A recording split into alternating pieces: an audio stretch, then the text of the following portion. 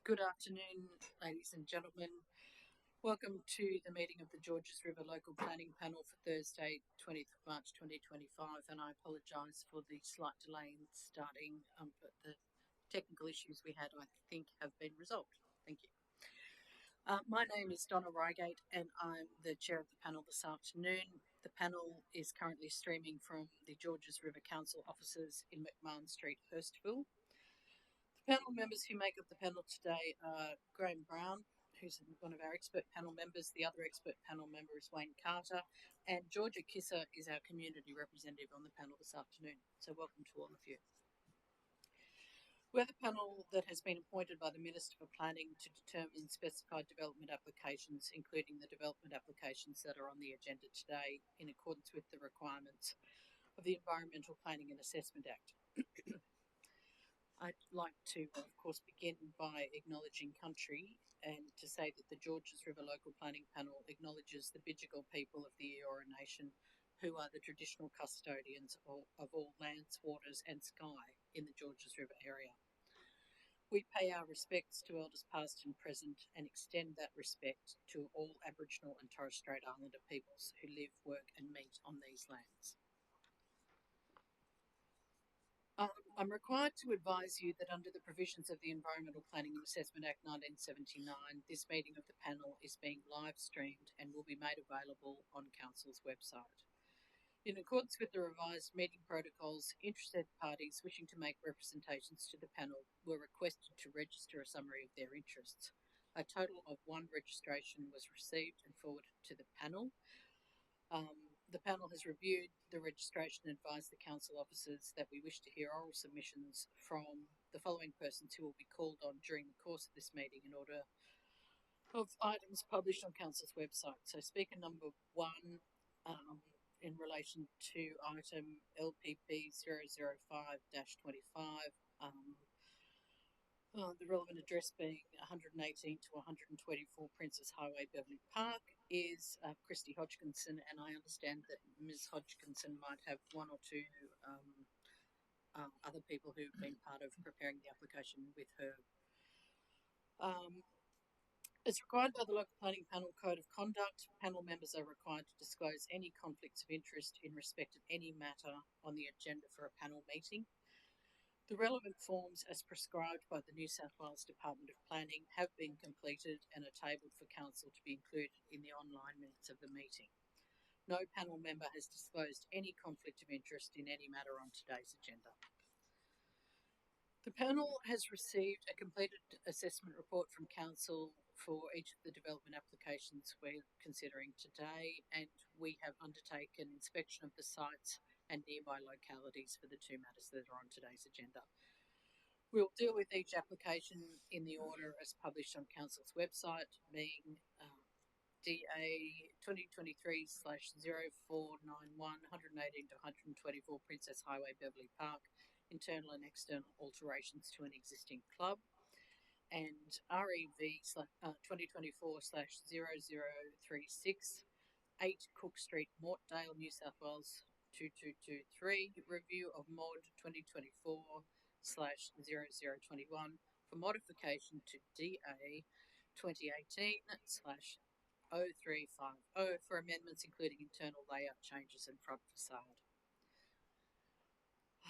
As we progress through the matters on the agenda, only those persons who have registered to speak will verbally be able to make representations to the panel.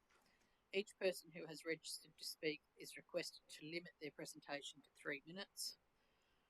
I would ask those persons that are invited to speak to the panel by Teams, if there are any, speak clearly and of a volume that will project into the speakers to assist those viewing the live streaming so they can hear clearly what people have said.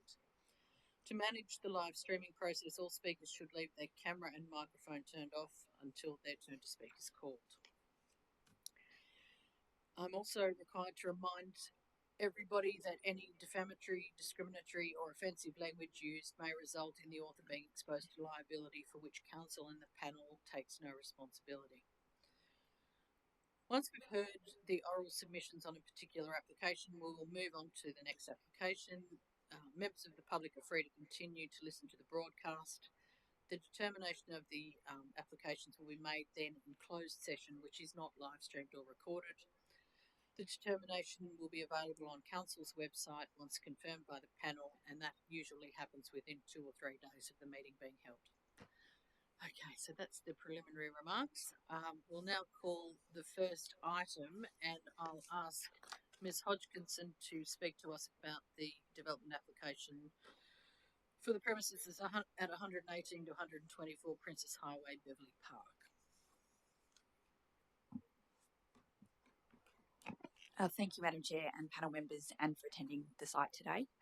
Firstly, I'd like to thank the Council staff for their assessment of the application and its recommendation for approval. We're very pleased with the outcome for it. I'd just like to address 3 matters in relation to the conditions, if I may. The first is in relation to a submission that we tendered to the panel yesterday in relation to 2 plans. They are the site plan and the demolition plan, which were inadvertently not updated when we had a last-minute update for the stormwater plan. We provided those yesterday purely for the purpose of ensuring consistency between the 2 sets of plans. I understand the Council were concerned that those plans hadn't been assessed.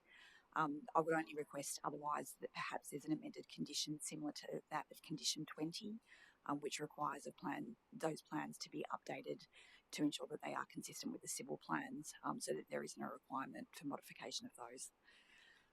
The second one is in relation to condition 70 with respect to the proposed condition for an airlock on the site. As we've obviously shown you, we're proposing a curtain handling system for the air to be discharged from the particular area, and therefore avoid the spatial need for an airlock. We did put forward in a submission to the panel on Monday the condition that was provided in the development consent for the external and internal gaming alterations for the premises in 2003, just to demonstrate that we're looking to impose the exact same condition as previously put forward by Council. And that was a Council condition, not a condition by us previously. The third matter, and one of probably the most pertinent for us, is in relation to the construct of the wording within the development consent draft conditions as it relates to the use of the word A or the before construction or occupation certificate. In the submission we put forward on Monday, we have sought to amend that to include the word relevant and replace A or the to allow for the sequencing of works on the site. As you will see today, the site is very large. There's a lot of work to be done, and we can't simply do it all in one go if we're to continue to operate the club during that period. So to ensure that process is streamlined and that we don't have a hiccup when it comes to obtaining a construction certificate and or the need to modify the consent, that we actually have that word inserted now. That will enable us to get on with the works. The application's been with Council since October 2023. The club is very keen to get going. Particularly with matters such as the infrastructure packages. They obviously don't need the whole of the building to be documented for that purpose, hence our request for that particular inclusion through the consent. Other than that, I'm happy to take any questions, and our project engineer is also on the line if there's a need. Thank you very much. Members of the panel, questions? Not for me. Thank you very much. Thank you very much. Okay. We have no registered speakers in relation to the other application that we're dealing with this afternoon, the review about 8 Cook Street, Mortdale.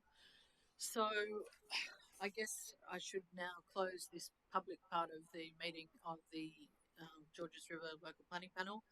Thank everybody for their attendance in person and online. And as I said earlier, we'll now move into a closed deliberative session, and we will endeavour to have the outcomes of our discussions up on Council's website within the next couple of days. So thank you all very much, and close the public meeting.